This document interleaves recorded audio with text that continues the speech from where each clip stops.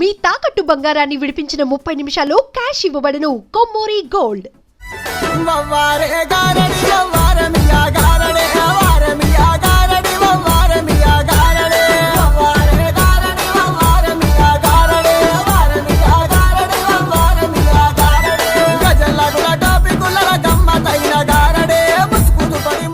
అందరికీ నమస్కారం. నేను Swaroopa Putlapalli. Welcome to Suman TV. తెలంగాణలో ఆషాఢ మాసం, శ్రావణ మాసం వచ్చిందంటే చాలు జోగినిలు, శివశక్తులు, పోతురాజుల సందడి మనకు కనిపిస్తూ ఉంటుంది. అసలు వాళ్ళ హడావిడి లేని బోనాలనే మనం ఊహించలేము. భక్తులు అమ్మవారి స్వరూపంగా శివశక్తులు, జోగినులను చూస్తూ చేతులెత్తి మొక్కుతూ ఉంటారు. నిజంగా జోగినులు, శివశక్తులకు శక్తులు ఉంటాయా? వాళ్ళు అమ్మవారి స్వరూపంగా అమ్మవారే వాళ్ళని పూని వ్యక్తుల భవిష్యత్తును చెప్పే అవకాశం ఉంటుందా? ఇదంతా నిజంగా భక్తేనా, లేదంటే పబ్లిసిటీ స్టంటా? ఇలా చాలా మందికి డౌట్స్ వస్తూ ఉంటాయి. ఈ ప్రశ్నలన్నిటికీ క్లారిటీ ఇప్పించడానికి ఈరోజు నేను రాకేష్ బోనం గారిని మన స్టూడియోకి ఆహ్వానించాను. ప్రస్తుతం వారు మనతో పాటు ఉన్నారు. వారిని ఇన్వైట్ చేద్దాం. రాకేష్ బోనం గారు రండి. నమస్కారం అండి. నమస్తే అమ్మా. పట్టు చీరతో, దగదగలాడే నగలతో, బోనంతో ఎంత బాగున్నారో. అమ్మవారి స్వరూపంలా కనిపిస్తున్నారు. థ్యాంక్ యూ అమ్మా. మిమ్మల్ని నేను జోగిని అని పిలవాలా, శివశక్తి అని పిలవాలా? అమ్మా, నేనైతే శివశక్తి అంటే మ్యారేజ్ చేసుకున్న వాళ్ళని శివశక్తి అంటారు. దేవుణ్ణే పెళ్లి చేసుకున్న వాళ్ళని జోగినీస్ అంటారనమాట. అంటే వాళ్ళు ఆడవాళ్ళ, మగవాళ్ళ అనే డౌట్స్ కూడా ఉంటాయండి. చాలామందికి ఉంటాయి. అయితే కొంతమంది పురుషులైనప్పటికీ కూడా స్త్రీ అవతారం తీసుకొని 24 గంటలు ఎల్లకాలం మా అమ్మవారి పేరు మీద అమ్మవారి రూపంలోనే ఉంటారు వాళ్ళు. నేను అమ్మవారి రూపంలో ఉట్టి బోనం అప్పుడు మాత్రమే ఉంటాను. మిగతా టైంలో కుర్తా పైజామా, పాయింట్ షర్ట్ అట్లా వేసుకొని ఉంటాను అనమాట.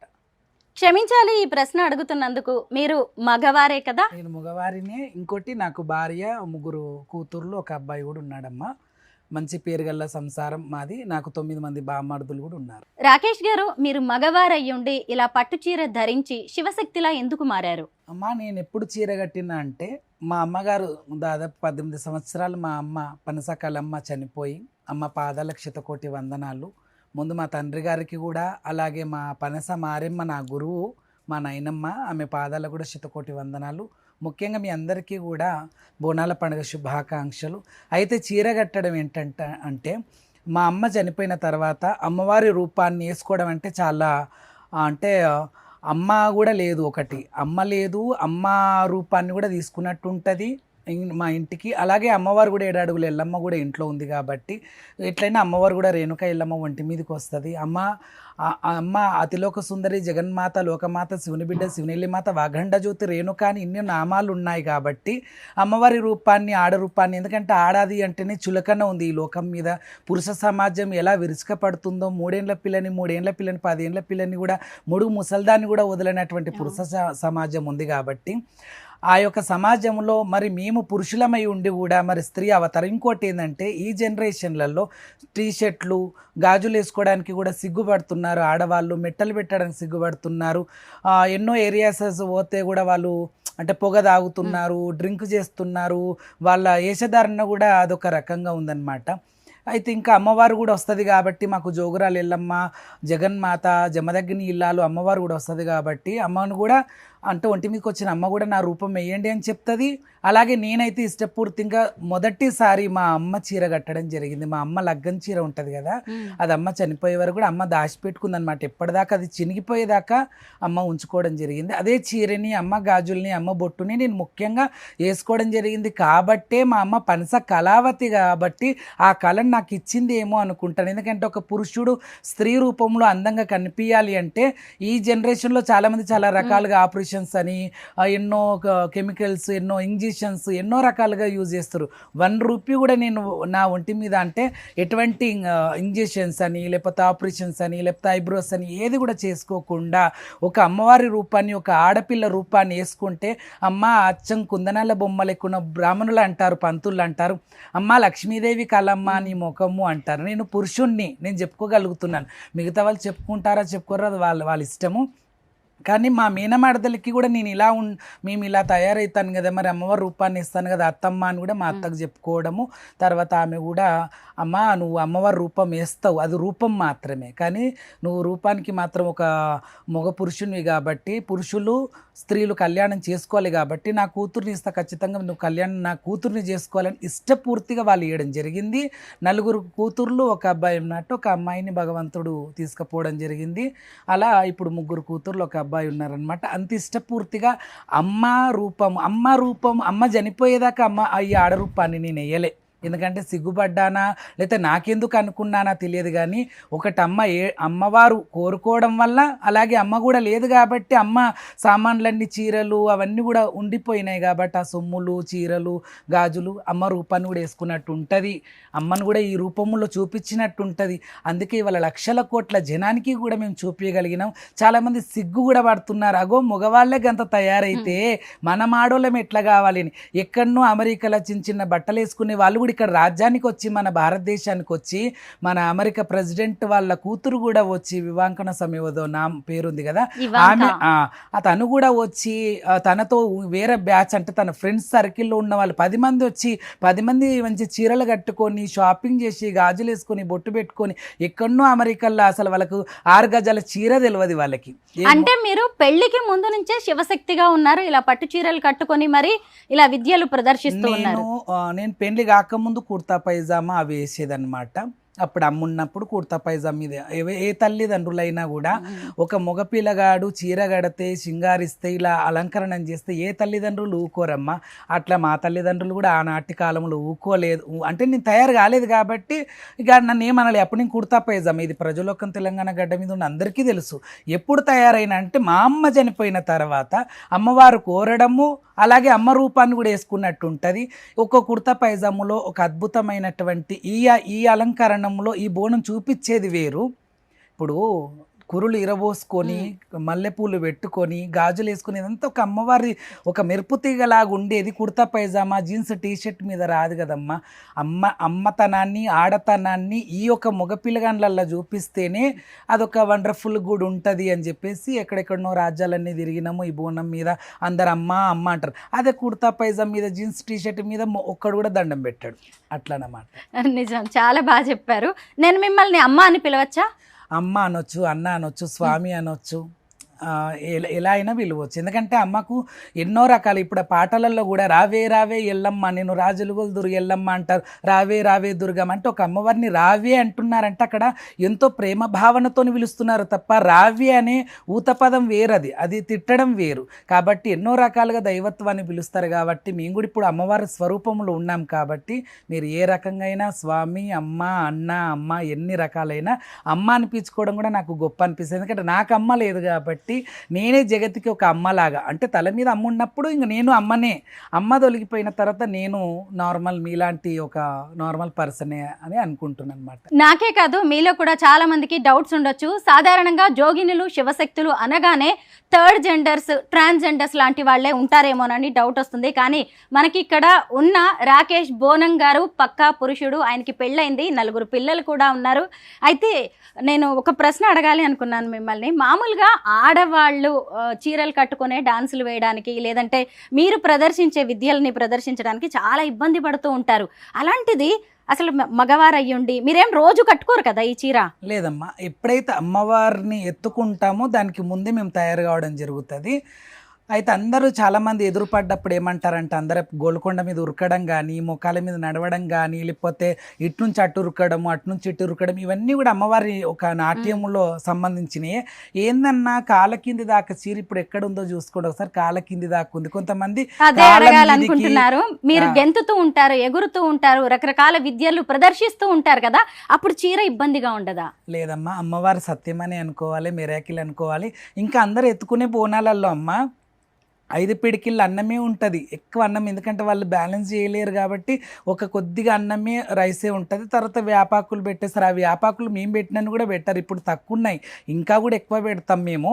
అయితే ఆ ఒక బోనాన్ని బ్యాలెన్స్ చేసుకొని గుడి దగ్గర పోయే వరకే సింగులు పట్టుకుంటుంటారు, బోనం పట్టుకుంటుంటారు, కంచుడు ఒరిగిపోతుంటుంది, నూనె పడిపోతుంటుంది. చాలామంది మనం అలా అబ్జర్వ్ చేస్తాం. వాళ్ళందరూ అంటారు, ఏందన్నా ఎంత మెరాకిల్ అన్నా, ఒక అంతరం మీద ఒక అంతరం, ఒక అంతరం మీద ఒక అంతరం ఉంటుందన్న, 5 అంతరాల బోనాలు, 7 అంతరాల బోనాలు, 3 అంతరాల బోనం, 2 అంతరాల బోనం, ఎంత హైట్ పెరిగిపోతూ ఉంటే అన్ని స్టెప్పు వ్యాపాకు పెరిగిపోతుంది. అంటే 50 కిలోల సంచంత వ్యాపాకు పడుతుంది. అందులో మా రైస్ కూడా ఒక 5 కిలోల అన్నం పడుతుంది, అలాగే ఒక 1/2 కిలో బెల్లం పడుతుంది, 1/2 కిలో పెరుగు పడుతుంది, తోటకూర కొయ్యగూర కూడా ఒక 5 కట్టలు వేయించి అన్ని బోనాలలో వేయడం జరుగుతుంది. ఎన్ని కేజీలు ఉంటుంది ఈ బోనం? ఇప్పుడు ఇదైతే 10-15 లోపల ఉంటుంది. తర్వాత ఎట్లా స్టెప్స్ పెరిగిపోతా ఉంటే అలా ఒక 25 కిలోలు 20 కిలోల పైనే బోనం ఉంటుంది. అంటే కనీసం 25 కేజీలైనా నెత్తి మీద పెట్టుకొని మీరు అదే డాన్స్ కాకుండా మరి వేస్తుంటారు, ఇవన్నీ కూడా ఉంటాయి కదా, చీర కట్టుకుంటారు, నగలు, పైగా ఆయుధాలు, కాళ్ళకు కూడా 2 కిలోల పట్టగొలుసులు ఉంటాయి. దాదాపు మీరు 10 తులాస్ మోయడానికి చాలా మంది అబ్బా బరుగున్నాయి అంటారు. అలాంటిది మా కాళ్ళకు బేడి అనేది కూడా ఒకటి ఉంటుంది, అది 1 కిలో ఉంటుంది.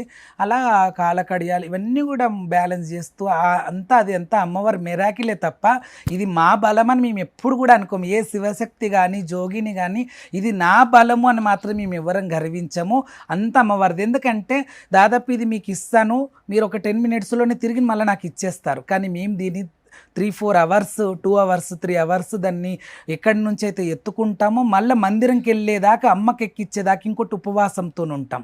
ఉదయం నుంచి సాయంత్రం దాకా ప్రతి ఒక్క జోగిని కానీ, ప్రతి ఒక్క శివశక్తి కానీ, ప్రతి ఒక్కరు అలా. ఈ మధ్య కొద్ది థర్డ్ జెండర్స్ కూడా బోనం ఎత్తుకుంటున్నారు, అందులో అందరిని కలిపి మాట్లాడుతుంటారు. కానీ జోగినీస్ వేరు, థర్డ్ జెండర్స్ వేరు, శివశక్తులు వేరు అన్నమాట. శివశక్తి అనేవాళ్ళు మ్యారేజ్ చేసుకుంటారు, వాళ్ళకి పిల్లలు, సంసారం, కుటుంబం ఉంటుంది. జోగినీస్కి చాలామందికి జోగిని అయితే అంటే కూడా వాళ్ళ ఇళ్ళల్లో ఒప్పుకోక కూడా ఇంట్లో నుంచి గెంటేయడము, లేకపోతే వాళ్ళకు కొందరేమో సపోర్ట్గా ఉంటారు, కొంతమంది ఉండరు. కాబట్టి వాళ్ళకు వెనుక ముందు ఎక్కువ ఎవరు లేకుండా ఈ మానవ లోకమే మా పిల్లలుగా, మా కుటుంబం కానీ భావించుకొని ఇదంతా లోకక్షేమం గురించి చేస్తారమ్మా మిగతా వాళ్ళు కూడా. ఇప్పుడు స్వామీజీలు ఎలా అయితే సన్యాసులు ఉంటారో ఆ సన్యాసుల మాదిరిగానే జోగినీలు అన్నమాట. వాళ్ళ జీవితం అంతా అమ్మవారికే త్యాగం అన్నమాట. బోనం అంటే ఎంతో సెంటిమెంట్ ఉంటుంది, అలాగే అమ్మవారికి సమర్పించే నైవేద్యం అది ఇంత బరువుగా ఉంటుంది కదా, కనీసం 5 అంతరాలు ఉన్నప్పుడు అది 25 కేజీల వరకు కూడా ఉంటుందని మీరు చెప్పారు. ఎప్పుడైనా మీ బోనం కింద పడిపోయిన సందర్భం ఉందా? అంటే ఇవన్నీ ఇత్తడి రాగి బిందెలు కాబట్టి మీరు ఒక ఇత్తడి బిందె ఎంత ఉంటుందో మీకు తెలుసమ్మా. కాబట్టి అందులో రైస్ కాకుండా, వ్యాపాకు కాకుండా, మళ్ళీ పూల డెకరేషన్ ఎన్నో చేస్తుంటాం. ఇప్పుడు ఈ బిల్లలు కూడా పెట్టినాం కాబట్టి ఇవే కాకుండా బిందెలే ఎంత బరుగు ఉంటాయో మీకే ఆలోచన చేసుకోండి. కానీ ఎక్కడ కూడా ఏ ఒక్కరిది కూడా, ఇప్పుడు మేము ఆడేటప్పుడు ఒక 1000 మంది తీస్తారమ్మా వీడియోస్, చాలామంది తీస్తారు. పడినుంటే ఇప్పటి వరకు ఒక టన్ ఇన్ని వీడియోలు వచ్చినప్పుడు అది ఒక్క వీడియో ఎందుకు రాదు పబ్లిక్లకి? పడ్డ వీడియో రన్ ఇస్తారు కదా. కాబట్టి గత ఈ 30 సంవత్సరాల నుంచి, నాకు 37 ఏండ్లమ్మ, నాకు వచ్చి 7 ఏండ్ల పిల్లగానప్పుడు అమ్మవారు వచ్చింది. దాదాపు ఈ 37 సంవత్సరాల నుంచి అమ్మవారు ఎప్పుడు కూడా బోనం పడలేదు. పడితే మాత్రం మీరు ఆల్మోస్ట్ నిన్న మొన్న గోల్కొండది కూడా ఒక వీడియో చూడండి, నా సరౌండింగే 10,000 జనం ఉన్నారు. కనీసం పడిపోతే వెళ్తున్నప్పుడు తొవ్వలో ఉంటారు, మనం ఆడే దగ్గర ఉంటారు, మనని అందరూ అబ్జర్వ్ చేస్తూనే ఉంటారు. బోనంని దూరం కూర్చున్న వాళ్ళు కూడా పడిపోతే కనీసం ఎవరో ఒకరన్న వీడియో తీసి ఎందుకు వేయరు? అందుకే ఏ శివశక్తులది కూడా బోనం పడిపోయింది అని ముచ్చట మాత్రం ఉండదు. అది అమ్మవారిచ్చే ఆశీర్వాదం, బలం అనుకోవచ్చు. అంటే తన బోనాన్ని, తన నైవేద్యాన్ని, తన అన్నాన్ని తనే కాపాడుకొని తీసుకొని మమ్మల్ని తీసుకొని వెళ్తుంది. అంటే అమ్మవారి నైవేద్యం కదమ్మా. బోనం అంటేనే భోజనం కాబట్టి ఇప్పుడు మీ పిల్లలు ఏదన్నా ఒక రైస్ చేస్తారు, అరే పిల్లలు అది తీసుకురండి అని, లేకపోతే మీరే పిల్లలకి ఏదన్నా వండి ప్రేమతో వండి తీసుకెళ్తుంటారు. తట్టు తలుగుతుందా, కింద పడతానా, ఏంది మరి భూమి పాలైతే నా పిల్లలకు పెట్టలేనని ఒక భద్రంగా మీరెట్లా తీసుకెళ్తారో, ఒకవేళ పిల్లలు కూడా అరే మా అమ్మ ఇన్ని రోజులు మమ్మల్ని పెంచి పోషించి ఇంత పెద్దగా చేసింది కదా, మరి మా అమ్మ కూడా పలానా తెమ్మని తినడానికి తెమ్మని చెప్పింది, మరి మేము కూడా కింద పడేయకుండా మా అమ్మకు మంచి సమర్పణ చేయాలనేది అట్లా. అంటే ప్రేమ, తల్లి పిల్లల మధ్యలో ఎంత ప్రేమ ఉండే ఆ ప్రేమ అనేది ఎక్కడ విఫలం కానిది. అలా మా ప్రేమ, అమ్మ దయదాక్షానం కూడా ఎక్కడ కూడా ఇప్పటిదాకా నూకుడు దొబ్బుట్ల కూడా మంది కూడా దొబ్బడం చెయ్యడము.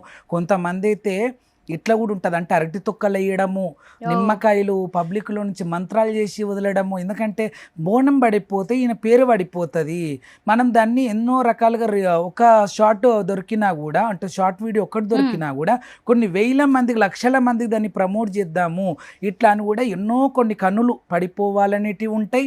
అమ్మా పడిపోవద్దమ్మా, మంచిగా బోనం పైకి వెళ్ళాలమ్మా, అది గోలుకొండ కానీ సికింద్రాబాద్ లాల్ దర్వాజా అట్లా కోరుకుంటారు. ఇప్పటిదాకా పడిపోలేదు. అంటే మీ శివశక్తులు, పోతురాజులు, అలాగే జోగినిల మధ్య కుట్రలు లేదంటే కాంపిటీషన్ లాంటివి జరుగుతూ ఉంటాయా? కాంపిటీషన్ అంటే అమ్మా మన అక్క జిల్లాల మధ్యలో పోటీ తత్వం గానీ, పోటీ అంటే వాళ్ళకి బాగా పేరు వస్తుందని గానీ అలా అది ఉంటది. అది వేరే భాగము. చీరలలో మాత్రము సొమ్ములలో కొని సొమ్ము ఇట్లా ఇవాళ రేపు ఆడవాళ్ళు బతుకమ్మ ఆడుండ్రిరా అంటే పూర్వకాలంలో ఏమి సొమ్ములు సంబంధం లేకుండా నార్మల్ శారీ మీదనే బతుకమ్మ ఆడేవాళ్ళు. వాళ్ళ దృష్టి మొత్తం పాట మీద ఉండేది. ఇప్పటి వాళ్ళు బతుకమ్మ అనే వరకు వాళ్ళ ట్రెడిషనల్ గా చాలా అద్భుతంగా తయారై ఈ సొమ్ము ఎక్కడ కొన్నావు, ఈ సోకు ఎక్కడ కొన్నావు, ఈ చీర ఎక్కడ కొన్నావు, ఈ నాగ ఎక్కడ కొన్నావు అనేది మాటలలోనే బతుకమ్మ అయిపోతుంది. కాబట్టి ఆ రకంగా చీరలలో సొమ్ములలో పోటీలు ఉంటాయి. ఇక బోనములు అంటే ఎవరైనా పెట్టేది అమ్మవారికి సమర్పించేది అన్నమే కాబట్టి అక్కడ ఉండదు. ఇంకోటి పేరు వచ్చే విధానంలో మాత్రం ఇక ఓర్వని తలము, కుళ్ళు కుతంత్రాలు ఉంటాయి. ఇప్పుడు రాజకీయ నేతలలో ఎంతో ఉంటది కదా, ఒకరి మీద ఒక పార్టీ మీద, అట్లా ఒక శివశక్తి మీద ఒక శివశక్తికి ఎలా అయినా ఉంటదమ్మా ఇది. కానీ ఉన్నప్పటికీ కూడా మేమంతా ఒక కుటుంబం లాగానే కలిసిమెలిసి ఉంటామని చెప్తున్నా. నా ఎదురుగా నిలబడి మాట్లాడుతున్నది రాకేష్ బోనమే కావచ్చు, కానీ తను మాట్లాడుతున్న విధానం ఇవన్నీ చూస్తుంటే నాకు అమ్మవారే వచ్చి నా డౌట్స్ అన్నిటికీ కూడా క్లారిటీ ఇస్తున్నట్టుగా అనిపిస్తోంది. రాకేష్ బోనం గారు, అమ్మ నేనైతే బోనం ఎత్తుకునే సాహసం చెయ్యను, కానీ మీ చేతిలో ఉన్న ఆయుధాలు మాత్రం నేను పట్టుకోవాలనుకుంటున్నాను. చెప్పులు విప్పి మరీ తీసుకుంటాను నేను. ఇది మహారాష్ట్ర తుల్జాపురం భవాని దగ్గర పెట్టి తెచ్చినది. ఓ ఇది అమ్మ త్రిశూలం. ఇది ఇంకో భాగం కూడా ఉంటుందమ్మా కింద, అది నేను తీసి ఇంటి దగ్గరనే పెట్టిన. ఇది ఉంటది. తుల్జాపూర్ భవానీ అమ్మవారి దగ్గర పెట్టి తీసుకొచ్చిన ఈ కత్తి కరవాలాన్ని పట్టుకోవడం కూడా నాకైతే ఆశీర్వాదంలా అనిపిస్తుంది. అంతే అమ్మా, అమ్మవారే నీ దగ్గరకు స్వయాన వచ్చింది. బిడ్డ దగ్గరికి తల్లి రావడంలో విచిత్రం లేదు. కాబట్టి అమ్మ ఆశీర్వచనం సంపూర్ణంగా మీ కుటుంబానికి మీకు సదయుళ్ళ కాలం ఉంది. నేను వెళ్ళలేకపోయాను తుల్జాపూర్ భవానీ దగ్గరికి, ఆవిడే నా దగ్గరికి వచ్చారు. అమ్మవారు అక్కడ కూడా బోనం చేయాలనుకుంటున్నా. ఇప్పుడు 5 years నుంచి అమ్మ యోని మాత ఉంది కదా కామాఖ్యలో కూడా బోనం 5 years నుంచి. నాకు ఆ క్వశ్చన్స్ కూడా ఉన్నాయి, అడుగుతాను నేను మిమ్మల్ని. ఈ త్రిశూలం ఏంటి? త్రిశూలం అంతే. ఎంత బరువుగా ఉంది!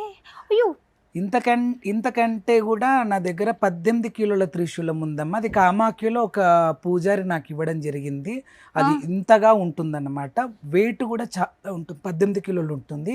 ఇది కిందికి ఇంకోటి ఉంటుంది త్రిశూలానికి. ఇది దాదాపు వచ్చి 3 kgs ఉంటుంది. ఇది ఇప్పుడు 3 kgs ఉందా? అంటే ఉంటుంది దీని భాగము. అది ఉంటే 3 కిలోలన్నర ఉంటుంది. చాలా వెయిటే ఉంది. ఏ లోహంతో చేసింది ఇది?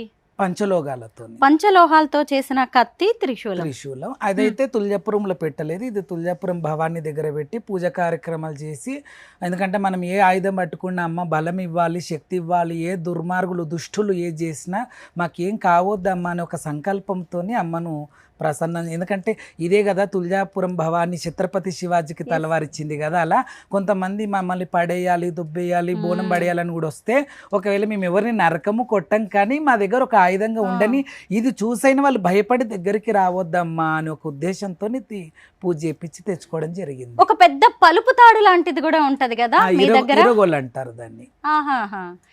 కానీ చాలా బరువుగా ఉన్నాయి. నేను ఏదో అనుకున్నాను, కానీ రాకేష్ బోనం గారు మోడ్రన్ నిండుగా బాగున్నారు. ఇంకా చీర కట్టుబొట్టుంటే అమ్మవారి లాగా ఉంటారు. ప్రతి ఒక్క ఆడపిల్ల నా ఉద్దేశంలో ఆదిశక్తియే. కొంతమంది పురుష సమాజానికి అది ఏందో తెలియదు, కానీ నేను త్రిశక్తి స్వరూపంలో ముగ్గురు అమ్మలు మా ఇంట్లోనే ఉన్నారు, లక్ష్మీ సరస్వతి పార్వతి. అలా అయితే మధ్యలో లక్ష్మీ సరస్వతి పార్వతి ముగ్గురు అమ్మాయిలు నాకు ఆదిశక్తులే నా ఇంట్లో ఉండని మురిసి అంత లోపలనే ఒకరిని భగవంతుడు దోసుకున్నాడు. ఆమె పేరే గాయత్రి. ఆమె చనిపోయిన తర్వాత మళ్ళీ కామాఖ్య దగ్గరికి వెళ్ళి బోనం తీసి పూజ కార్యక్రమాలు చేసిన తర్వాత అమ్మ ఆమె నవ్వు ముఖం వేరు, ఆమె కడకాంతి వేరు, ఆమె చూపు వేరు. నన్ను ఇంతమంది పిల్లల్ని కన్నప్పటికీ కూడా నన్ను మొత్తం అష్టదిగ్బంధనం చేసేసి నన్ను ఆమె గ్రిప్పులో పెట్టుకున్నట్టు అయిపోయిందనమాట. ఆమె చనిపోయినాక 1.5 సంవత్సరం నేను మనిషిని కాలే లేకపోయినా కంటిన్యూస్గా ఏడుపు అనమాట. గాయత్రి అని ఇక్కడ నన్ను నిన్నా కూడా మనం పొద్దుగా లేస్తే గాయత్రి మంత్రం చదివే వాళ్ళం కాబట్టి గాయత్రి కంటిన్యూగా ఉంటుంది.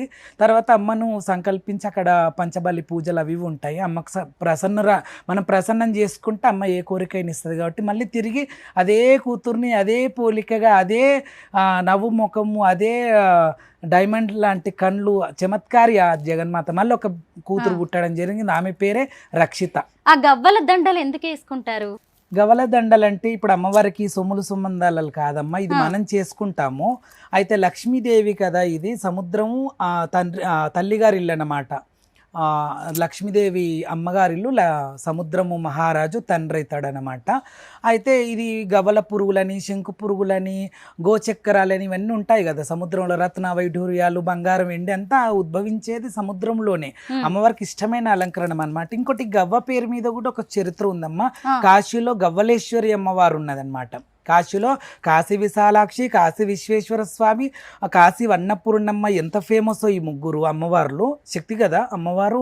కాశీ విశాలాక్షి శక్తిపీఠము, జ్యోతిర్లింగము కాశీ విశ్వేశ్వర స్వామి, కాశీ అన్నపూర్ణేశ్వరి. ఇక మనం పొద్దుగా లేస్తే అమ్మకు దండం పెట్టుకుని అన్నపూర్ణమ్మ అక్కడనే ఉంది. శివునికి భిక్షం వేసింది కూడా దేహి భిక్షాం దేవి అంటే శివునికి అన్నం వేసింది కూడా అక్కడనే. కాబట్టి గవ్వలేశ్వరి మాత అని ఒక అమ్మవారు ఉంది అక్కడ. 4 గవ్వలు ఇలా పట్టుకుంటారు.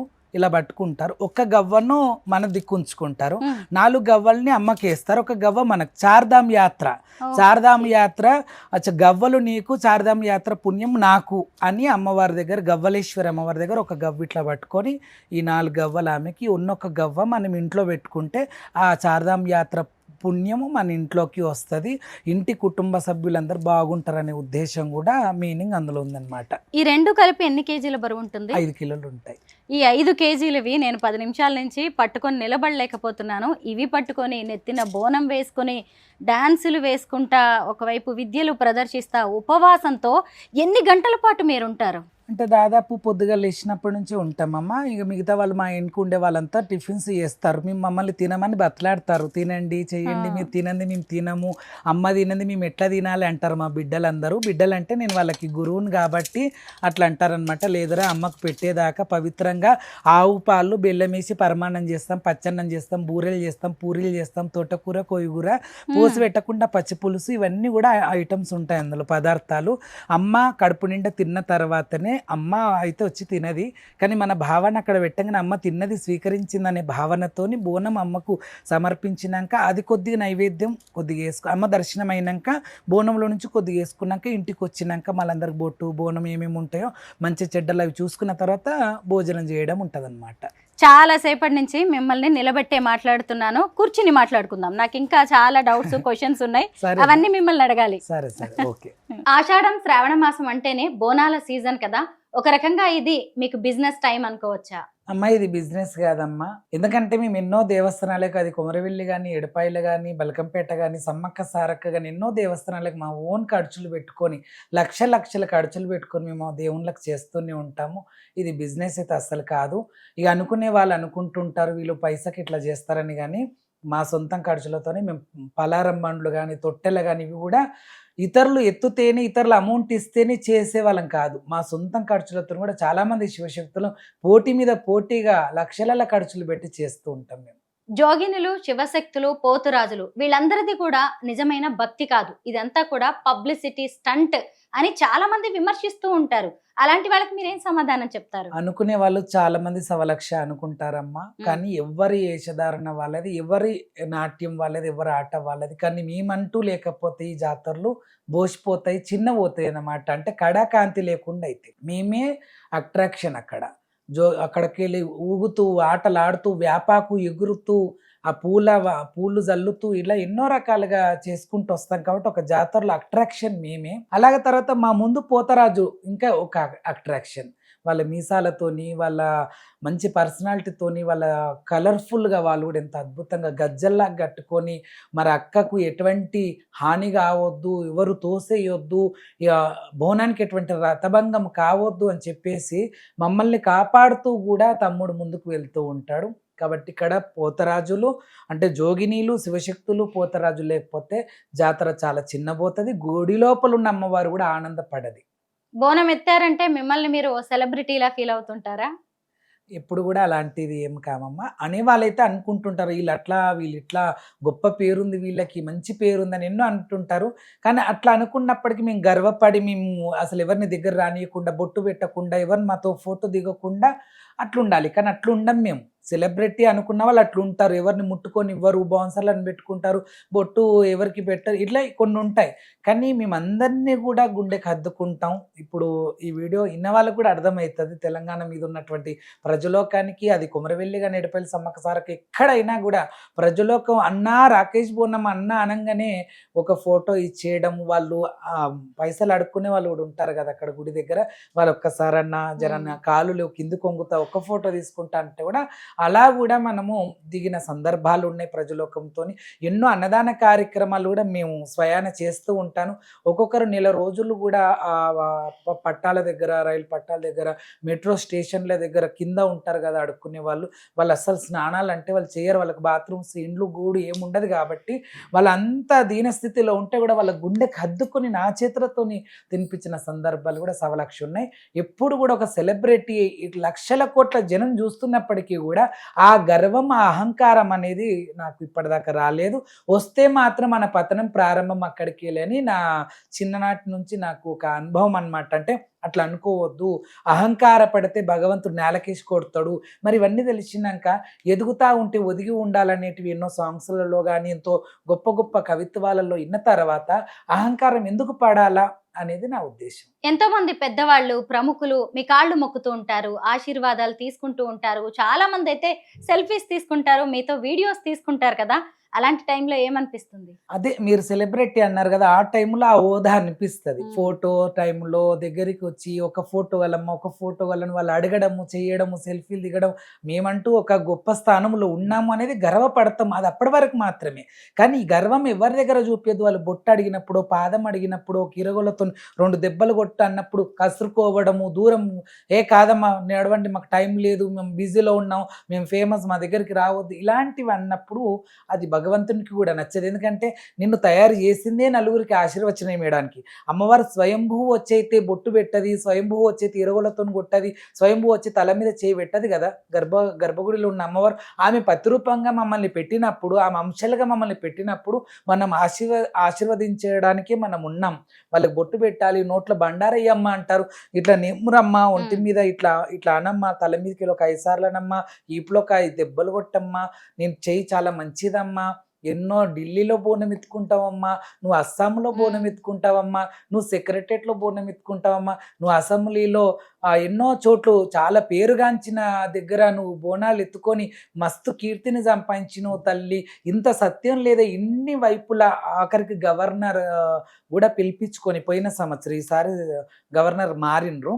ఇప్పటికీ ముగ్గురున్న గవర్నర్లు, ఇప్పుడు థర్డ్ పర్సన్ మనకి గవర్నర్, ముగ్గురు గవర్నర్లు కూడా నన్ను పిలిపించుకొని బోనం ఎత్తించుకున్నారంటే అక్కడ కూడా నా వరకు నేను గర్వపడతా. నా బోనం ఇంత పేరుగాంచిందా, ఇంత ఢిల్లీ వరక, దేశం నడిబొడ్డు కదా అది, మన ఇండియా రాజధాని అయినటువంటి ఇండియా గేట్ దగ్గర నా బోనము అని చెప్పి గర్వంగా ఫీల్ అవుతా.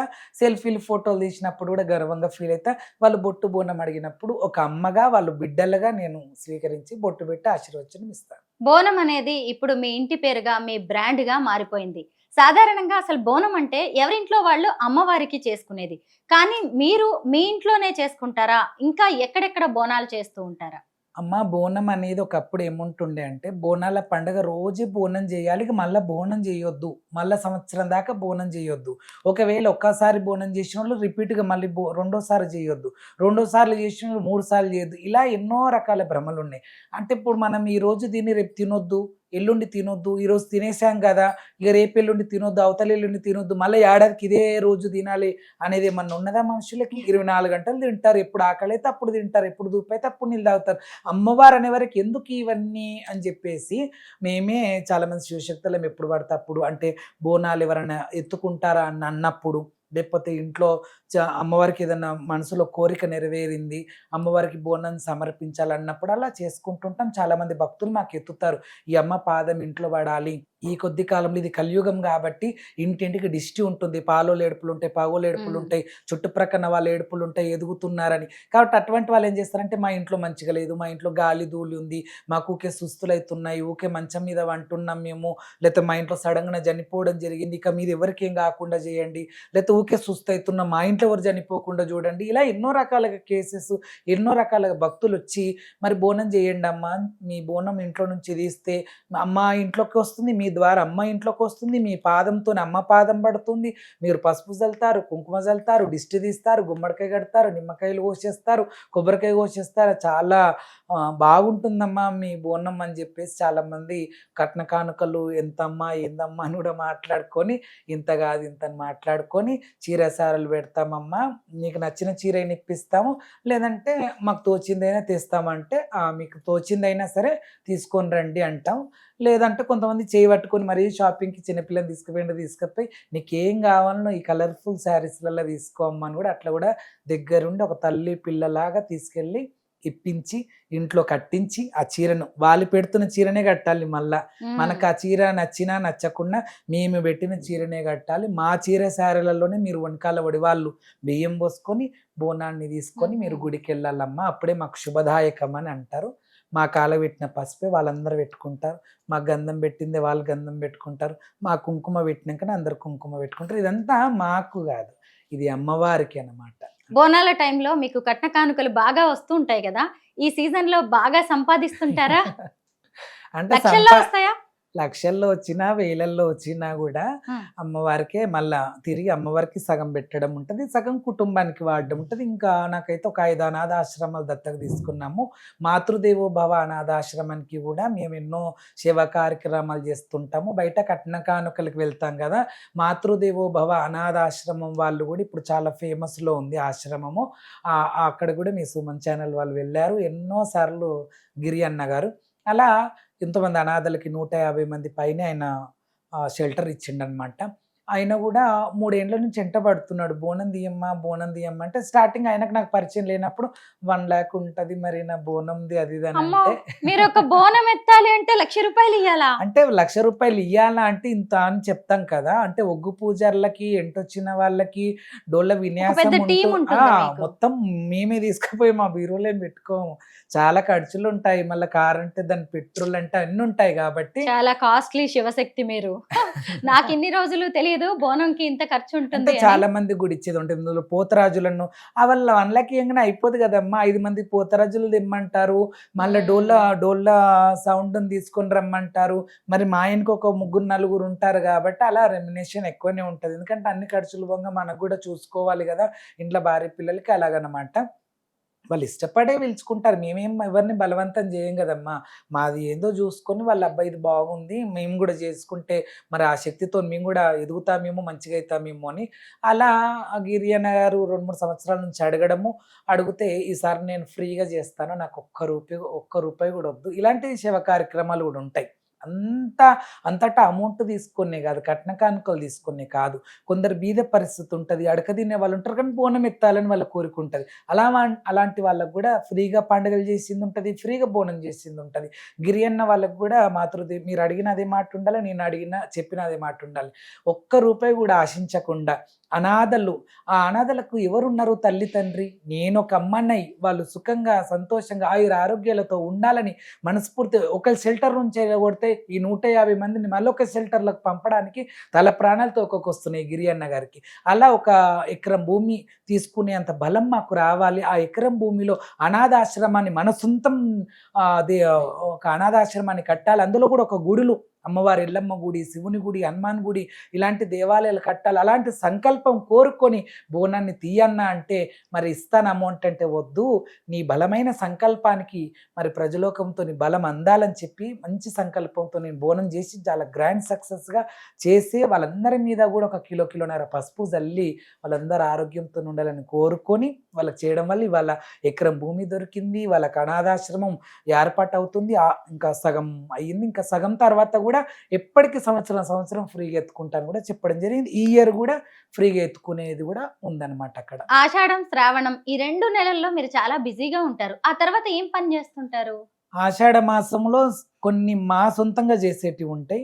కొందరు ఎమ్మెల్యే అలాంటి పొజిషన్‌లో ఉన్నవాళ్ళు, కార్పొరేటర్లు అని, కౌన్సిలర్లు గాని ఇలా ఎన్నో రకాలుగా పదవులలో ఉన్నవాళ్ళు, ఎంపీ లెవెల్‌లో ఉన్నవాళ్ళు కూడా మమ్మల్ని పిలిపి ఎత్తించుకునే వాళ్ళున్నారు.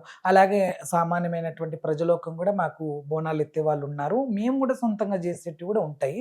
అయితే ఈ 2 నెలలు ఇలా గడిచిపోతది. ఆ తర్వాత దేవుని లగ్గాలు. అమ్మవారు ఎల్లమ్మ కళ్యాణం. మరి ఎల్లమ్మ లగ్గము, మల్లన్న లగ్గము, మాంకాలమ్మ లగ్గము, పోషమ్మ, మైసమ్మ పండుగలు ఇవి లోక కళ్యాణాన్ని అర్థం. లోకమంతా సుభిక్షంగా ఉండాలి, అందరూ బాగుండాలని ఒక ఉద్దేశంతోనే చేసే పండుగలన్నమాట అవి. ఎవరింట్లో అయినా మా ఇల్లు బాగుండాలి, మా గల్లి బాగుండాలి, లోకమంతా బాగుండాలని కోరుకునే విధంగా చేసే కళ్యాణాలు చేస్తూ ఉంటాం. కొన్ని పురాతనంగా అయిపోయిన దేవాలయాలు కూడా ఉంటాయి. అవి శిథిలావస్థకు వస్తుంటాయి. వాళ్ళు కమిటీ మెంబర్స్ వచ్చి అమ్మ మీ ఆధ్వర్యంలో మీ యొక్క చేతుల ద్వారా ఆ దేవాలయాన్ని పడగొట్టడం కానీ, కట్టడం కానీ, పునర్ప్రతిష్ఠ చేయడం కానీ, అంటే అక్కడ నేనే కాదు, అక్కడ బ్రాహ్మణ్స్ కావాలి. ఆ పంచాంగం చూడాలి, ఆ గుడి ఎప్పుడు పడగొట్టాలి, ఎప్పుడు కట్టాలి, మళ్ళీ ఎప్పుడు ప్రతిష్ఠ చేయాలి, ఆ బ్రాహ్మణుల వాళ్ళ పద్ధతిలో చేయాలి. అలాగే ఒగ్గు పూజారుల చేత కూడా రంగురంగుల పట్నాలు ఉంటాయి కదా, అమ్మవారికి పట్నాలు, ఆ పట్నాలు వేయడము, బోనాలు చేయడం అవంతా మళ్ళా నా ఒక ఆధ్వర్యంలో అదంతా జరుగుతుంది. బ్రాహ్మణుని ఆధ్వర్యంలో విగ్రహం తీయడము, పెట్టడము, ప్రతిష్ఠ, యజ్ఞం, హోమ, పూజ పునస్కారాలు ఇవి బ్రాహ్మణుల చేత జరుగుతూ ఉంటాయి. మీ ఒంటి మీదకి ఏ ఏ దేవుళ్ళు వస్తుంటారు? అమ్మ నాకైతే మొదలు నా ఒంటి మీద కన్ను పెట్టింది శ్రీ పార్వతి జడల రామలింగేశ్వర స్వామి. నేను చిన్ననాటి నుంచి 7 ఏళ్ల పిల్లగానప్పుడు వచ్చిందని చెప్పాను కదా. ఆ 7 ఏళ్ల పిల్లగానప్పటి నుంచి నేను పడిపోవడము, చేయడము, ఎన్నో రకాలుగా హాస్పిటల్స్ తిప్పడము, ఎన్నో రకాలుగా గోళీలు వేసుకొని కూడా నేను జర లావైపోయినుండే. మా అమ్మ 6 ఇండ్ల పాచి పని చేస్తుంది. అలాంటిది అప్పుడు ఆ టైంలో, ఇప్పుడు అమ్మ చనిపోయి 18 ఏళ్ళు అంటే ఒక 20-25 ఏళ్ళ కింద ముచ్చట. అప్పుడు దాదాపు రూ. 250, 300 ఉండే సాలరీస్. ఇప్పుడంటే ఒక్కొక్క ఇండ్లలో పాచి పని చేసినా, వంట పని చేసినా 10-15,000, 5,000 ఇట్లా మినిమం ఉంది. అంత బీద పరిస్థితిలో ఉన్నటువంటి మా అమ్మగారు పెట్టి కూడా బాగా అలసిపోయారు నాకు అమౌంట్ హాస్పిటల్స్‌లలో పెట్టి. అలా పెట్టిన తర్వాత నా వల్ల కాదిగా, ఉంటాడు పోతాడు, అంతా భగవంతుని కటాక్షం అని మా అమ్మ అనుకున్న ఆ యొక్క సందర్భంలో చెరువుగట్టు రామలింగేశ్వర స్వామి క్షేత్రం గురించి చెప్పడము, అమ్మ కళావతి మీ అత్తకు దేవుడు వస్తాడు కదా, ఆ అత్తకు చాతనైతలేదు కాబట్టి ఆ దేవత చాతనైన వాళ్ళని చూసుకుంటుంది పూజ విధానాలకన్నిటికీ. మరి నీ కొడుకుకు ఆమె కన్నీ కనబడుతుంది అమ్మవారిది, ముసలామె మీదకి వెళ్ళి మన్మడు కదా, మన్మడి మీదకి వస్తున్నట్టుంది అంటే, ఏమో మరి దేవుడో దయ్యమో తెలుస్తలేదు, రోగమో బీమారో తెలుస్తలేదు, పెడతా పోతున్నాం 8 లక్షల రూపాయలు అయినాయి. నేను 6 ఏళ్లలో పాచి పని చేస్తే 2,000, 3,000 కూడా అయితలేదు. ఇంటి రెంట్ ఎట్లా కట్టాలి, పిల్లగాని ఎట్లా చూపియాలి, ఇవన్నీ అన్నిట్లా నేను చేతులు ఎత్తేస్తున్నా, నా వల్ల అయితలేదు, చాలా అప్పు అయిపోయింది, నాకు మించి అప్పు అయిపోయింది. నా భర్త నా 100 రూపాయలకు పాండబ్బలో వర్కరు, మా తండ్రి గారు అంజయ్య.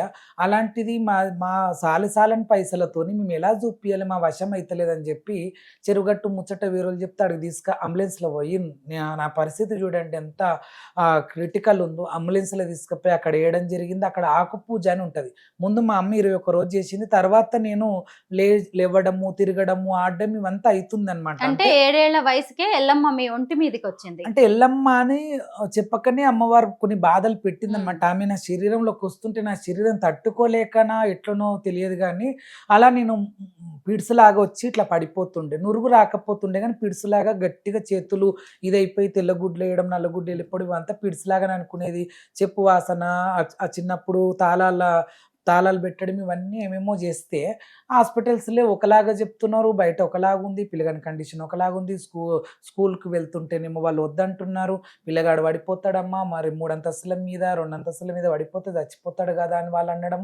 అలా చెరుగట్టు దగ్గరికి వెళ్తే అక్కడ ఒక ఆమె పిచ్చమ్మ అని ఉంటుంది, శ్రీ పార్వతి జడల రామలింగేశ్వర స్వామి వారు నన్ను లగ్గం చేసుకో, నీ భర్తని, నలుగురు కొడుకులని, ఒక బిడ్డను వదిలేసి నా దగ్గర వచ్చి పర్వతం మీదనే ఉండు, నీ జన్మ పునీతమవుతుందని చెప్పడం వల్ల అందరికీ కూడా ఆమె గుడ్ బై చెప్పేసి వచ్చి గుట్ట మీద ఉంది. ఆమె ఏది చెప్పినా అది 100కి 1000% నిజం అనమాట. మనం చెస్ట్ చూపియాలి, ఇక్కడ చూపియాలి, భాగం చూపియాలి. ఆమెకి చూపిస్తే అమ్మ మీ ఇంట్లో దేవత ఉన్నది, మీ అత్తగారికి తరతరాల దేవత ఉన్నది, ఆ అమ్మవారు కన్నుబెట్టింది. రేపు మధ్యాహ్నం వరకు అమ్మవారు వస్తే బతుకుతాడు, లేకపోతే చనిపోతాడు, ఇక ఇంటికి పీనుగని తీసుకొని పోవాల్సి వస్తుంది అని అంటే మధ్యాహ్నం 1-2 వరకు చెప్పింది. ఇక మాకు గుండెలు కొట్టుకుంటున్నాయి అనమాట. మధ్యాహ్నం 11 అయింది, 12 అయింది, 1 గంట అవుతుంది. మరి దేవుడు వచ్చినట్ట, మనం చచ్చి ఇంటికి పోయినట్ట, ఎట్లా అనే సిచ్యువేషన్లో ఉన్నడే ఒక కొడుకు, ఈ ఒక్క కొడుకు మళ్ళీ ఆమె ఏం చెప్తే అది నిజమవుతుందంట. మరి దేవత వచ్చినట్ట, లేకపోతే పిల్లగాడు చచ్చినట్ట, ఎట్లా అంటే అదే టైంలో కళ్యాణ మండపంలో మీసాలు, గడ్డాలు, పెద్ద పెద్ద పుస్తలు, మెట్టలు ఇవన్నీ ఉంటే వీళ్ళు బాయ్స్ కదా, చిన్న పిల్లగాని కాబట్టి నేను విచిత్రంగా అనుకోవడం జరుగుతుంది. వీళ్ళంతా బాయ్స్ కదా, గడ్డాలు మీసాలు ఉన్నాయి, ఇంత పెద్ద పుస్తలు ఉన్నాయి, బోనాలు 2-3 అంతరాల బోనాలు చేస్తున్నది, ఇప్పుడు ఇవన్నీ ఏం చేస్తారు, వీళ్ళ మెట్టలు ఉన్నాయి ఇవంతా అని నేను అనుకోవడం జరుగుతుంది. అప్పటికి ఇంకా మాకు అప్పుడు 2 days అయింది కదా మేము ఉండడము. మా పెద్దనాన్న వచ్చి అరే సామాన్ గిమాన్ అంతా కిందికి వెళ్ళిపోయి నువ్వు ఒక్కనివే ఈడ ఉన్నావు, అలా మా పెద్దనాన్న కిందికి గుంజుకొని రావడము. మళ్ళా గుట్ట మీదకి నేను ఉరికొచ్చేసి ఆ శబ్దానికి ఆ బోనాలు వాళ్ళ తల మీద పెట్టుకున్నారు. ఆ రడవేడి శబ్దానికి ఎర్రటి ఎండల కింద పడిపోవడం జరిగింది. అమ్మ దయ్యమైతే వెళ్ళిపోవాలి, దేవత అయితే లేచి ఆడాలంటే అట్లా అక్కడికి వెళ్ళి నాకు ఎట్లా అమ్మవారంటే నా బొట్టువన్నీళ్ళ నుంచి నడినెత్తి వరకు కరెంట్ షాక్ కొట్టినట్టుగా జట్టుమనడం, కింద పడిపోవడం జరిగిందా. అలా నాకు అమ్మవారు వచ్చింది అంటే నాకు గుర్తుండేది ఇప్పటికి కూడా. అమ్మవారు అలా నా ఒంటిలో పిల్లలకి రావడం, తొలుత బోనం కూడా చెరుగొట్టు దగ్గర చేయడం, ఆ ఏదైతే కుండ పెట్టితే నిలిచిందో ఇప్పటికి 7 అంతరాల బోనం కూడా నిలవడం జరిగింది. ఎవరు కూడా తెలంగాణలో 7 అంతరాల బోనం ఎవరు కూడా ఎత్తుకోలేదమ్మా. అలా మనమే మొదటిసారి ఎత్తుకోవడం జరిగింది చిన్నగా ఉన్నప్పుడు. 30 ఏళ్ళుగా మీరు అమ్మవారికి అంకితం అయిపోయారు. అమ్మవారు మీ ఒంటి మీదకి వచ్చినప్పుడు, పూనకం వచ్చినప్పుడు మీకు ఎలా అనిపిస్తుంది? బయట ఏం జరుగుతుందో తెలుస్తుందా? అమ్మవారు వచ్చేటప్పటికమ్మ మేము కళ్ళు మూతలేసేస్తాం. ఎప్పుడైతే తల మీద బోనం ఎత్తుకొని మేము ఒక దగ్గరికి వస్తామో, నిలబడతామో అమ్మవారు రావాలని, అక్కడ నిలబడ్డ తర్వాత ఒగ్గు పూజారులు రడవేడి శబ్దం అంటారు దాన్ని, డోల శబ్దం చేసి వాళ్ళు ఒక పాట పాడడం జరుగుతుంది. ఆ పాట ద్వారా మాకు అమ్మవారు పూంతుంటుంది. అప్పుడు కళ్ళు మూతలేస్తాం కాబట్టి అమ్మవారు ఒంటి లోపలికి ఆవాహనం అవుతుంది. అప్పటి నుంచి మనకు గుర్తుకుండదు, అంతకుముందు గుర్తుకుంటుంది కానీ అమ్మవారు వచ్చిన తర్వాత గుర్తుకుండదు. నేను మీ వీడియోస్ కొన్ని చూశానన్నమాట. అందులో మీరు ఒక గుంతలో కూర్చొని ఉన్నారు, పిల్లల్ని ఎత్తుకొని కనిపిస్తున్నారు, కొన్ని చోట్లేమో ఇలా గుమ్మడికాయ పగలగొడుతున్నారు, అమ్మవారిని కూడా చేతిలో పట్టుకుని ఉన్నారు. ఏంటి ఇవన్నీ? ఇది ఏడుపాయల సంతాన గుండం అమ్మ. ఆ సంతాన గుండములో అమ్మవారు వెళ్ళి అందులో అమ్మవారు అందులో కూర్చొని ఆ గుమ్మడికాయ కొట్టడము, నిమ్మకాయలు కోసేయడం, కొబ్బరికాయ కొట్టడము, అందులో సంతానం కాని వారికి ఇంకా సంతాన బలం ఎక్కువ రావాలి, అందులో పిల్లలు కాని వాళ్ళని కూర్చుండబెట్టి 2 భార్యాభర్తలకు తలస్నానం చేపిస్తే వాళ్ళకు పిల్లలు అవుతారనమాట. ఆ యొక్క దానికి చెల్లి అవుతుంది కదా ఎల్లమ్మ తల్లికి దుర్గాదేవి చెల్లి అవుతుంది కాబట్టి ఎవ్వరు సంతానం లేని వారు వచ్చినా కూడా వాళ్ళకి సంతాన ప్రాప్త బలం రావాలనేది అమ్మవారి సంకల్పంతో వెళ్ళడం జరిగింది. నేను మీది ఇంకొక వీడియో చూశాను, అది కూడా చాలా ఇంట్రెస్టింగ్ గా అనిపించింది. మంజీరా నదిలో మీరు ఏం చేస్తున్నారు? అమ్మవారికి చీర సారే సమర్పిస్తున్నారా? ఏం జరిగింది అక్కడ? అంటే ఇది ఎడపాయలో డ్యామ్ ఉంటది కదమ్మా, ఆ డ్యామ్లో నుంచి ఒక గేట్లో నుంచి వాటర్ వదులుతున్నారు కదా, ఆ వాటర్ వదిలే క్రమంలో అక్కడ 1 కిలో పసుపు, 1 కిలో కుంకుమ, ఒక బస్తడు గులాబ్ పూలు అవన్నీ వేసి దుర్గాదేవి ఏదైతే మా దగ్గర విగ్రహం ఉందో ఆ విగ్రహానికి స్నానం చేపించి అమ్మవారికి కూడా గంగా పూజ, దాన్ని ఏమంటారంటే గంగా పూజ అంటారనమాట. గంగా భవానికి ఈ కట్ట లోపల ఎవరిని కూడా పొరపాటుగా కాళ్ళు జారి పడ్డా కానీ ఎవరు చనిపోవద్దు, ఏ మూగజీవాలు చనిపోవద్దు, ఏ మనుషులు చనిపోవద్దు. అమ్మా గంగమ్మ నీ వల్ల ఎవరికి నష్టం కాకుండా నీవందరికీ ఆరోగ్యాలు ఇయ్యి, పాపనాశి గంగమ్మ అని కూడా అంటుంటాం కదా, పాపాలు తీసుకొనే పుణ్యాలు ఇస్తుంటది అమ్మవారు. కాబట్టి అలా అందరినీ సకలంగా మంచి చూడమ్మా, సకలంలో వర్షాలు వాడాలమ్మా, రైతు బిడ్డలు బాగుండాలమ్మా అనే ఒక ఉద్దేశంతో మరి అలా కొలుస్తేనే కదా అమ్మవారికి కూడా చెందేది. కాబట్టి అందుకే గంగా పూజ. ఒక వ్యక్తి వంగుని కూర్చుని ఉంటే మీరు మఠం వేసుకొని ఆ వ్యక్తి మీద కూర్చున్నారు, బోనం ఎత్తుకుని. అలాగే కొంతమంది మగవాళ్ళు ఇలా పడుకుని ఉంటే కూడా వాళ్ళని తొక్కుకుంటూ వెళ్తున్నారు. ఏం చేస్తున్నారు? ఇంకొక వీడియో నాకు కనిపించింది, ఒక పాపని మీరు ఎత్తుకుని ఏం చేస్తున్నారు ఇక్కడ? అసలు ఇంత బరువుగా ఉంది అమ్మాయి, కూడా చాలా పెద్దగానే ఉంది అమ్మాయి. మళ్ళీ ఇంత పెద్ద బోనం ఎత్తుకొని ఆ పాపను ఎత్తుకొని ఏం చేస్తున్నారు మీరు అయితే అక్కడ? ఇక్కడ ఏం చేస్తారంటే అమ్మా, అనారోగ్య పరిస్థితులు ఉంటుంటాయి. కొందరికి కిడ్నీ ఉమ్, సమస్యలని కానీ చిన్నగా ఉన్నప్పుడు ఒకప్పుడు హార్ట్ అటాక్ అనేది 40-50 ఏండ్లు ఉన్న వాళ్ళు అప్పుడు వచ్చేది. ఇప్పుడు 5 ఏండ్ల పిల్లలకి 10 ఏండ్ల పిల్లలకి కూడా హార్ట్ అటాక్ వస్తుంది కాబట్టి ఆ యొక్క పిల్లకి హోల్ ఉందన్నమాట హార్ట్లో. అలాంటి హోల్ ఉంది కాబట్టి నా బిడ్డకి ఇట్లా పరిస్థితి ఉన్నది అని తెచ్చి అలాగనే చేతిలో పెట్టేయడం అనమాట. ఇంకోటి అక్కడ ఉన్న వాళ్ళంతా అసలు బోనమే 10-15 కిలోలు ఉంటది. ఆ ఉమ్. పాప ఆ, చూస్తేనే ఎలా 10-15 ఎత్తారు? కిలోల పైనున్నది. పెడితే మరి ఈ రాకేష్ బోనం అనేది మోస్తారా మొయ్యరా అనేది కూడా విచిత్రంగా. కానీ ఉమ్, అమ్మవారు కాబట్టి తన పిల్ల ఎంత బరుగున్నప్పటికీ ప్రేమ భావనతో అలకగానే ఉంటది కాబట్టి అలా అమ్మవారు అలగ్గున ఎత్తుకోవడం అది కూడా ఒక మిరాకిల్ గానే అక్కడ ఉన్న నిజమే, నాకు వాళ్ళంతా. కూడా చాలా విచిత్రంగా నా షాకింగ్ గా నా అనిపించింది ఆ పిల్లని వీడియో నేను చూస్తే. నేను కన్నా బిడ్డని నేను ఇప్పటిదాకా ఎత్తుకోలేకపోయినా, అలాంటిది మీరు బోనం మీద ఉండంగా కూడా చేతులు అలా పెట్టేయంగానే మీరు ఎక్కడ రవ్వగింజంతా కూడా షేక్ కాకుండా ఎత్తుకున్నారంటే నిజంగా మీ లోపల నిజమే. అమ్మవారు ఉన్నది అని కూడా వాళ్ళు చెప్పడం. ఇంకోటమ్మా, మీరు అడిగారు కదా మంజీరా నది దగ్గర, ఉమ్, అక్కడ వాటర్లో ఎప్పటి నుంచో వాటర్ వెళ్తూనే ఉంటది కంటిన్యూస్ కాబట్టి అక్కడ పాకూరు ఉంటది చాలా. ఆ పాకూరులో నుంచి మీరు సిగమూగుతూ అమ్మవారిని పూనకం చేసుకొని ఆడుతూ పాడుతూ ఆ డ్యామ్ దగ్గరికి వెళ్తే అక్కడ వస్తున్న వాటర్ ఫ్లోకి ఎటువంటి వాళ్ళైనా కూడా ఈడ్స్ అక్కడ బండకేసి కొట్టే అవకాశం ఉన్న అంత స్పీడ్గా వచ్చే గంగా దగ్గర మీరు నిజంగా అని చెప్పి కూడా చాలా మంది ఆ వీడియోస్ బయటకు వచ్చిన తర్వాత నన్ను ఒక రకంగా పొగడడం జరిగింది. ఉమ్. ఇక ఓరవని వాళ్ళు ఉంటారు కదా, వాళ్ళు విమర్శన చేయడం కూడా జరిగింది. మిమ్మల్ని ఇలా చీరల్లో చూసి మీ వైఫ్ ఫీల్ అవ్వడం గానీ, నలుగురు ఆడపిల్లలు కదా మీకు, అవును వాళ్ళు ఏదైనా అనుకోవడం గానీ, లేదంటే బయట వాళ్ళు ఎవరైనా మిమ్మల్ని కామెంట్ చేయడం, వెక్కిరించడం లాంటివి చేస్తుంటారా? అమ్మ, ఎక్కిరించడం అంటే ఏ జోగిని వ్యవస్థలోనో లేదా థర్డ్ జెండర్ వ్యవస్థలోనో ఉంటే ఏమన్నా కొద్దిగా విమర్శించే వాళ్ళేమో. కానీ నాకంటూ భార్య పిల్లలు ఉన్నారు కాబట్టి సమాజానికి తెలుసు కాబట్టి రాకేష్ అన్న ఆషామాషి వాడు కాదు, ఆయనకు భార్య పిల్లలు ఉన్నారు. ఇంకా ఆయనను ఎక్కిరించడానికి మనకేముంది, ఆయన అమ్మవారి రూపంలో ఉన్నారు. తర్వాత ఆ అమ్మవారిది బోనం అయిపోయిన తర్వాత అమ్మ దర్శనం అయిపోయినాక తీసేసి పక్కకు పెట్టేస్తాడు. కానీ నేను 24 గంటలు ఇలాగే ఉండను కదమ్మా. మిగతా వాళ్ళు జోగిని వ్యవస్థలో మిగతా వాళ్ళు ఉన్న వాళ్ళందరూ కూడా చీరలోనే 24 గంటలు వాళ్ళు ఉంటారు. ఎందుకంటే వాళ్ళ వేషధారణ వాళ్ళ రూపం అదే కాబట్టి వాళ్ళు ఎంచుకున్నారు ఆ రూపాన్ని, అమ్మవారి రూపాన్ని. 24 గంటలు ఎల్లకాలాలు మేము సౌభాగ్యంగా, అమ్మా నీ భర్తను మేము పెళ్లి చేసుకుంటున్నాం జమదగ్గిని కాబట్టి నీలాగానే అందంగా తయారు కావడానికి మేము ఉంటాం కాబట్టి మేము ఆ రూపంలో ఉంటామని. నేను ఆ రూపంలో ఉండడానికి ఆస్కారం లేదు. నేను జీన్స్ టీ షర్ట్ వేసుకోవచ్చు, లేకపోతే తర్వాత కుర్తా పైజామా వేసుకోవచ్చు, లేకపోతే పైన షర్ట్ వేసుకోవచ్చు, తర్వాత ఇంకేదన్నా నేను అవతారంలోకి వెళ్ళిపోతాను. ఈ రూపం మాత్రం అమ్మకే సొంతము.